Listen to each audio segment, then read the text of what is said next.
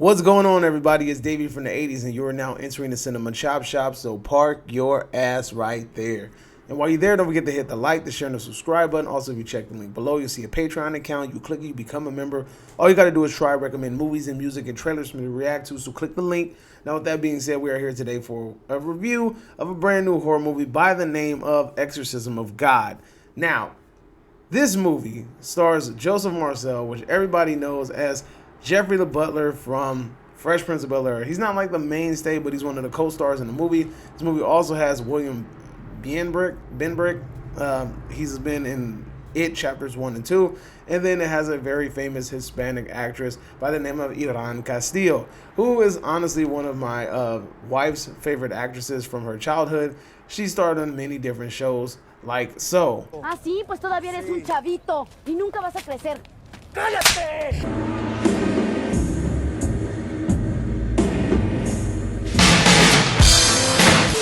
Now, with that being said, we are here to just go ahead and review this movie. So, without further ado, let's get into this thing. Now, this movie,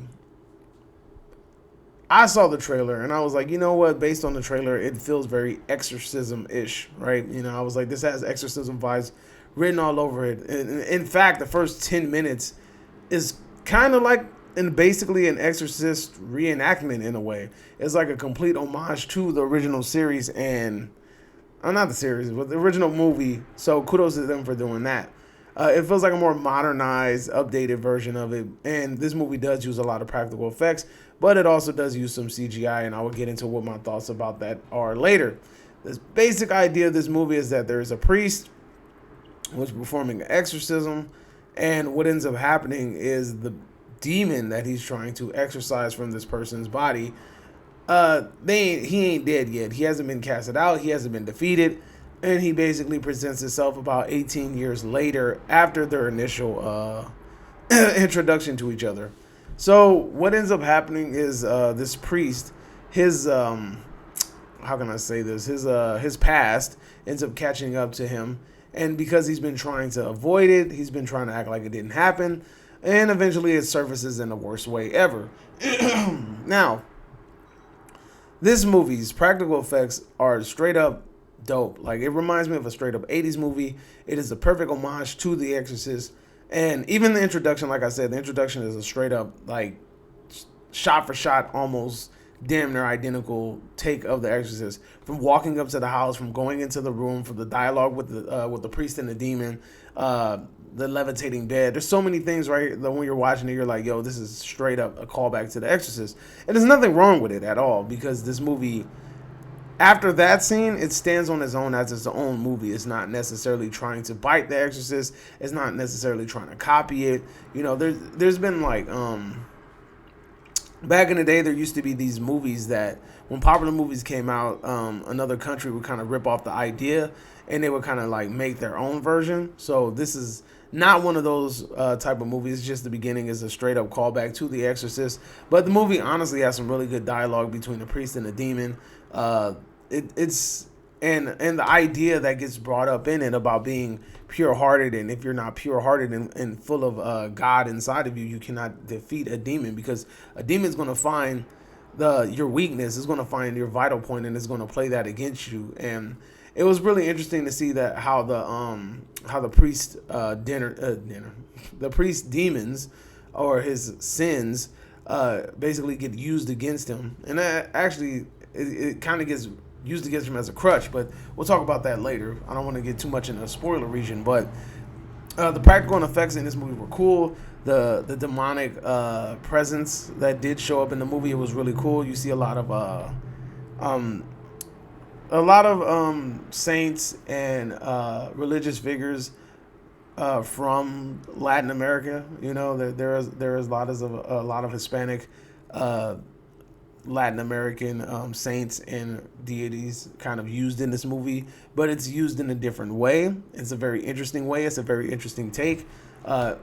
Maybe if you're like a super religious person, you might find it kind of, I guess, disrespectful, or it might rub you the wrong way. But I mean, you know, we're in a possession movie, so I'm pretty sure that the audience that I'm talking to right now, they're not really going to be, I don't think they'll be too bothered by this. But I thought it was a really cool spin of the normal, you know, choices for ghostly figures. Like, usually movies pick like the most random ghostly figures and they all kind of look the same.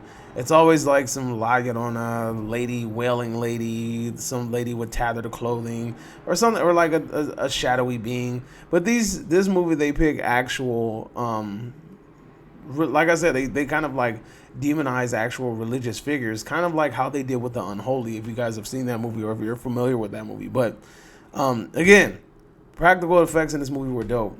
The only drawback in this movie, I would say, is the CGI. There are certain scenes in this movie that are shot with CGI, and honestly, the CGI is really, really bad and noticeable. Like, it gets really bad, especially the ending scene where there's a certain demonic figure crawling around, and it's obvious that it's CGI. I mean, it feels like you're playing a straight up video game. I kind of, like I said, I didn't dig that. I don't like, I'm starting to get really tired of CGI in horror movies. That's just me. I am so burnt out of it. It just kind of takes me out of the movie when I watch it. It looks so freaking fake. And it's weird how the way we got to the CGI route is everybody's like, oh, CGI looks so realistic. It really makes the movie look more real. And to me, it makes it look more fake. You know, like practical effects were always a more realistic dynamic to me than CGI. So that's a big flaw. And then also sometimes the actors can kind of their facial expressions kind of give it away. They kind of come off as like they're not taking it too serious. They do certain things and their body language kind of comes off cue, and it doesn't really fit the scene. So the acting, even though the acting is okay, the acting is good, don't get me wrong, but there's just certain scenes where the acting comes off as kind of like cheesy or just like out of place. And I don't know, like it didn't bother me to the point where I'm like, this movie is unwatchable, you know. The movie's story, again, overall the story of the movie is really, really good, you know. It's about like, you know, this priest, I don't want to say fall from grace, but you know, it's basically a priest struggle, not only fighting this demon, not only trying to overcome this demon, but this demon is kind of like a representation of his sins, you know, his unconfessed sins in a way, you know. So I thought it was a really cool idea. This is a different kind of movie, and I think it's one of the better possession movies. It's one of the better possession movies I've actually seen in quite some time. So here on the Cinema Chop Shop, we grade movies in three ways. Count them three ways. Either you get bodied and sent to the bowels of hell, and I tell you your movie was trash, basura, garbaggio, all that good shit. Or I could turn around and say that, you know, I'm going to spare your movie, tell them that it's dope, cool, had an awesome time, go ahead and watch it, check it out, all that good shit.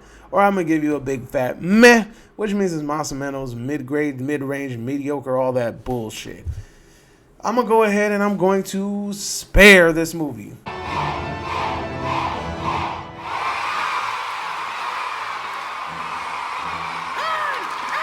He ain't earned the death. He ain't earned the death at my hands. God's only man, spared by the butcher.